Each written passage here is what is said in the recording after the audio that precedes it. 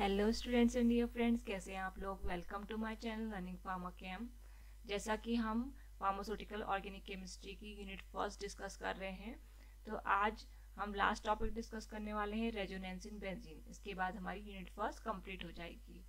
तो टॉपिक को समझने के लिए वीडियो को पूरा देखिए। तो चलिए स्टार्ट करते हैं आज का टॉपिक स्टार्ट करने से पहले और वीडियोस में मैं आपको कुछ प्रोडक्ट की इन्फॉर्मेशन देती थी, वो मैं स्टार्टिंग में देती थी, लेकिन यहाँ पे लास्ट में देने वाली हूँ, क्योंकि हम पहले अपना टॉपिक डिस्कस कर लेंगे, फिर बाकी चीज़ें डिस्कस करेंगे।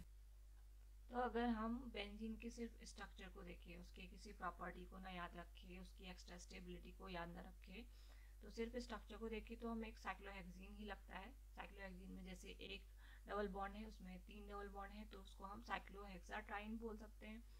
लेकिन यही 3 डबल बॉन्ड होने की वजह से, और जिसमें फिर अल्टरनेट सिंगल बॉन्ड्स भी हैं, तो इसमें ये एक नई प्रॉपर्टी को ऐड करता है बेंजीन में, जिसको हम कंजुगेशन बोलते हैं।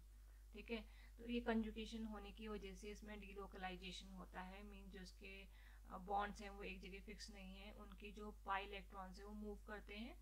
तो इसी मूवमेंट की वजह से बेंजीन को हम डिफरेंट स्ट्रक्चर से रिप्रेजेंट कर सकते हैं, और इस फिनोमेना को हम रेजोनेंस बोलते हैं। और जो स्ट्रक्चर्स हैं उसको हम बोलेंगे रेजोनेटिंग स्ट्रक्चर्स या कैनोनिकल फॉर्म्स। ठीक है, और जो बेंजीन का एक्चुअल स्ट्रक्चर है वो इन रेजोनेटिंग स्ट्रक्चर का मिक्सचर है। ठीक है, कोई भी रेजोनेटिंग स्ट्रक्चर एक्चुअल नहीं होता है, वो एक इमेजिनरी स्ट्रक्चर है, और जो उसका एक्चुअल स्ट्रक्चर है वो होता है रेजोनेंस हाइब्रिड। ठीक है, तो सबका मिक्सचर है, इसलिए हमने बोल दिया उसको रेजोनेंस हाइब्रिड। तो बेंजीन नॉर्मल साइक्लोएल्कीन से अलग है, ये हम जान सकते हैं बाय हीट ऑफ हाइड्रोजनेशन। तो हम साइक्लोहेक्सीन में, साइक्लोहेक्साडाइन में, फिर बेंजीन जिसे कि हम साइक्लोहेक्साट्राइन बोलते हैं अकॉर्डिंग टू अगस्त कैक्यूले। ठीक है, उसने बोला था कि ये नॉर्मल साइक्लोहेक्सा ट्राइन है। ठीक है, उसमें कोई अलग प्रॉपर्टी नहीं है। तो इसको हम हीट ऑफ हाइड्रोजनेशन से जान सकते हैं। जब हम इन स्ट्रक्चर्स में हम हाइड्रोजन ऐड करेंगे तो हमें एक पर्टिकुलर अमाउंट ऑफ हीट मिलेगी, एनर्जी मिलेगी, जिससे हम कंक्लूड करेंगे कि जो बेंजीन है, बेंजीन में थोड़ा पैटर्न डिफरेंट होता है, तो उससे हम कंक्लूड करेंगे कि बेंजीन कुछ डिफरेंट ही है। ठीक है, तो जैसे साइक्लोहेक्सीन है, उसमें हमने हाइड्रोजन ऐड किया तो हमें मिला साइक्लोहेक्सीन प्लस 28.6 किलो कैलोरी पर मोल एनर्जी मिली।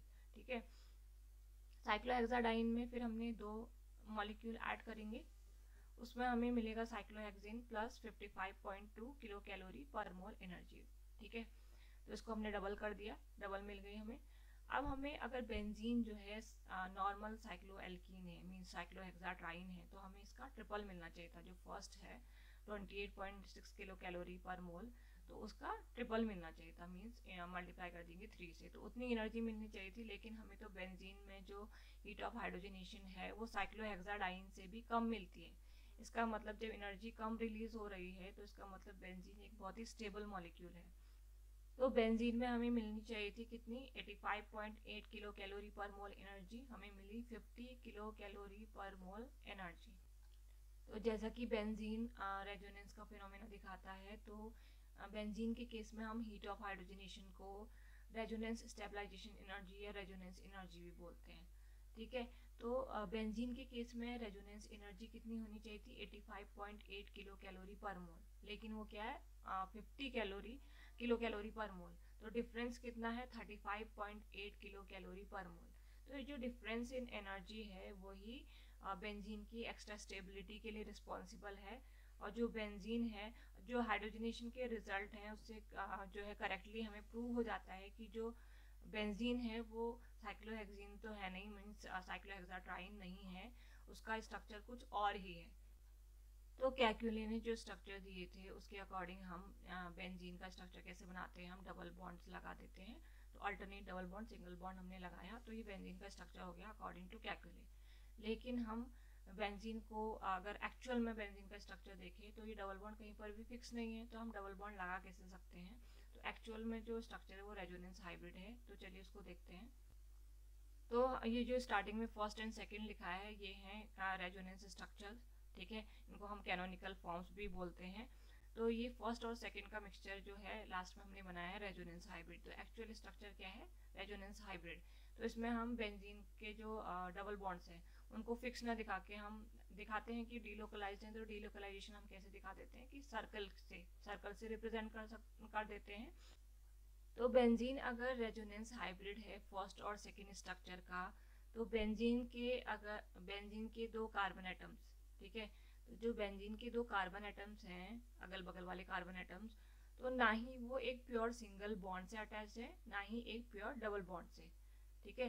तो हम उसके जो कार्बन एटम्स के बॉन्ड्स हैं ना, उसको सिंगल बॉन्ड की लेंथ दे सकते हैं ना डबल बॉन्ड की लेंथ दे सकते हैं। तो उसकी जो बॉन्ड लेंथ है वो कहीं ना कहीं इन दोनों के बीच की है, ठीक है। कितना है वो 1.39 एंगस्ट्रॉम, ठीक है। और जो रेजोनेंस हाइब्रिड है वो हमेशा जो कैनोनिकल स्ट्रक्चर्स होते हैं, मीन जो रेजोनेटिंग स्ट्रक्चर्स होते हैं, उनसे स्टेबल होता है। इसीलिए जो बेंजीन है वो स्टेबल होता है अपनी कैनोनिकल फॉर्म से, मीन्स जो कैकुलेन स्ट्रक्चर्स दी थी उनसे स्टेबल होता है।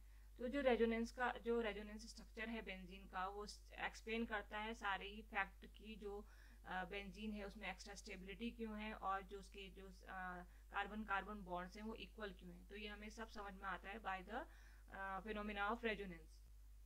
तो फर्स्ट यूनिट हमारी कंप्लीट हो चुकी है। अब हम अगली वीडियो से यूनिट सेकंड स्टार्ट करेंगे।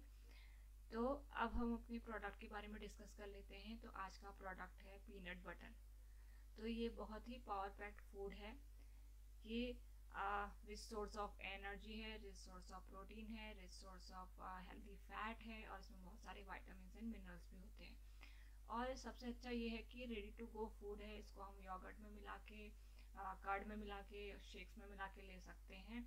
और जैसे अगर हम जिम जा रहे हैं या हम अपने वर्क पे जा रहे हैं तो एज ए स्नैक हम इसको अपने इंक्लूड कर सकते हैं, ठीक है। तो इसको आजकल लोग ब्रेकफास्ट, डिनर या लंच में इनकॉर्पोरेट करने लग गए हैं। लेकिन प्रॉब्लम क्या है कि जो मार्केट में अवेलेबल मोस्टली जो पीनट बटर्स हैं वो क्या है, उसमें पीनट बटर कम होता है, उनकी परसेंटेज कम होती है, लेकिन जो एक्स्ट्रा एडेड इंग्रेडिएंट्स है वो ज़्यादा हैं, जैसे कि different types of oils, salt and sugar. तो ये क्या होता है, ये हेल्थ को एडवर्सली इफेक्ट करते हैं। तो ऐसे पीनट बटर को लेना तो वेस्ट ऑफ मनी है। ऐसा पीनट बटर लेना चाहिए जिसमें सिर्फ पीनट से बना हो। तो ऐसा ही पीनट बटर मैं आपको बताने जा रही हूँ, जो कि है पिंटोला पीनट बटर। इसका लिंक मैंने डिस्क्रिप्शन बॉक्स में दे दिया है, तो आप वहाँ जाके खरीद सकते हैं। तो अगर आपको वीडियो पसंद आई हो तो लाइक एंड शेयर जरूर कीजिए, कमेंट बॉक्स में कमेंट लिख के भेजिए जो भी आपको क्वेश्चंस हैं, ठीक है, जो भी क्वेरीज हैं, और इस चैनल को सब्सक्राइब करना ना भूलिए। तो थैंक्स फॉर वॉचिंग, मिलते हैं नेक्स्ट वीडियो में। Thank you.